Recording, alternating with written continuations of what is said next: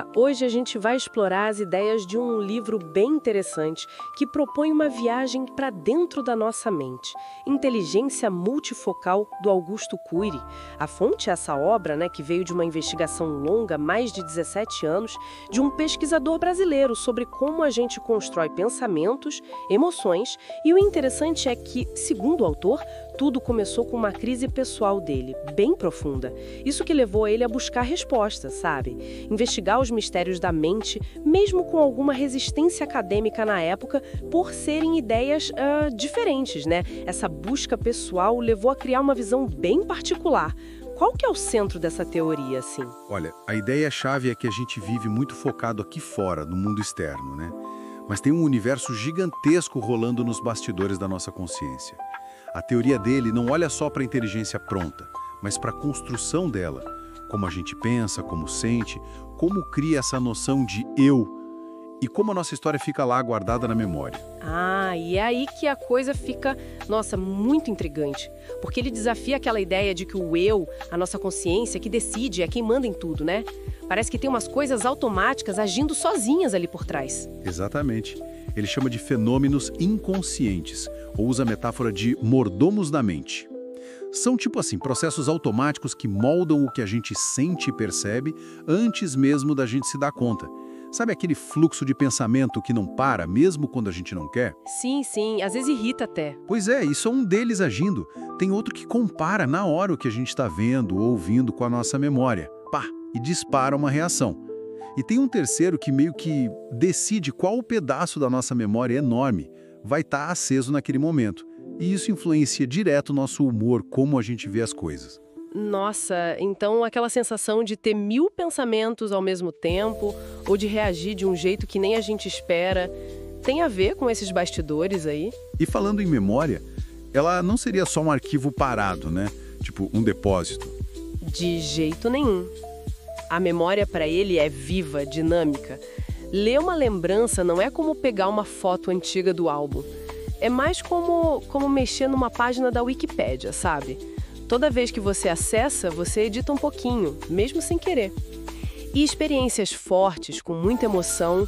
Essas marcam mais. Isso. Elas criam registros mais fortes, que podem ser acessados mais fáceis depois. E aí influencia o futuro, né? Pensa em medos muito intensos, fobias ou até dependências. Caramba, isso muda muito como a gente pensa nas nossas próprias lembranças.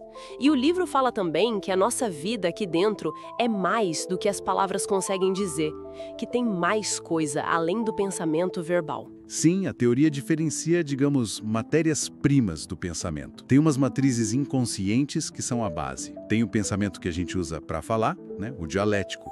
Mas tem também pensamentos que são só imagem mental, ou emoção pura, sem palavra nenhuma. A nossa experiência interna é muito, muito mais rica do que a linguagem que a gente usa para descrever. Sempre acaba simplificando, né? Faz todo sentido.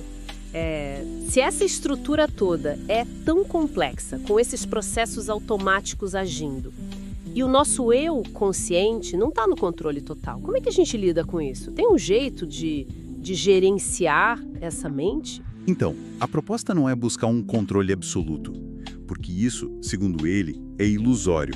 A ideia é desenvolver a capacidade de gerenciar esses processos. Ele fala muito da importância de cultivar uma atitude de questionamento interno, a tal arte da dúvida e da crítica.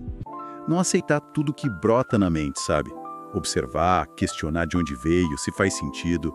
É ser mais um curador dos próprios pensamentos do que um escravo deles. Isso soa como desenvolver uma autoconsciência maior, né? Ser mais observador de si mesmo. E essa compreensão toda, ela tem aplicação prática? Onde a gente vê isso? Há muitas. Na educação, por exemplo. O foco muda, né? Para formar gente que pensa de forma crítica, que questiona, que cria, não só que repete informação.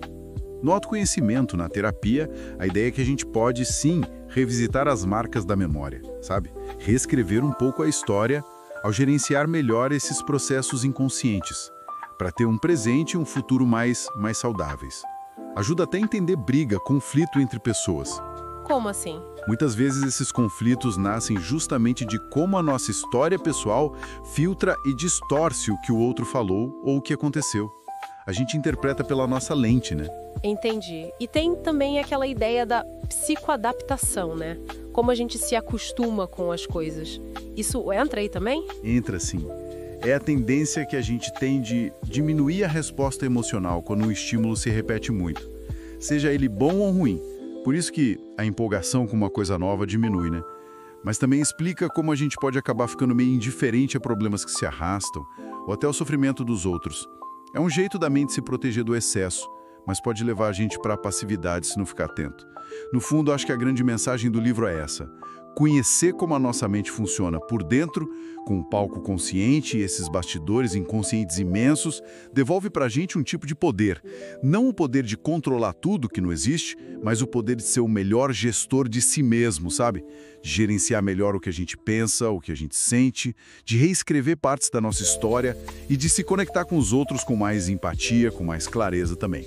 O fascinante é ver essa complexidade toda que, no fim, todo mundo compartilha. E uma visão que convida mesmo a olhar para dentro com mais curiosidade, né?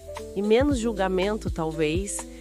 Fica a reflexão: se uma parte enorme do nosso mundo interior simplesmente emerge sem o comando direto do nosso eu consciente, quanto da pessoa que a gente mostra para o mundo todo dia é realmente uma escolha pensada e quanto é uma resposta que vem desses processos invisíveis que a gente acabou de conversar.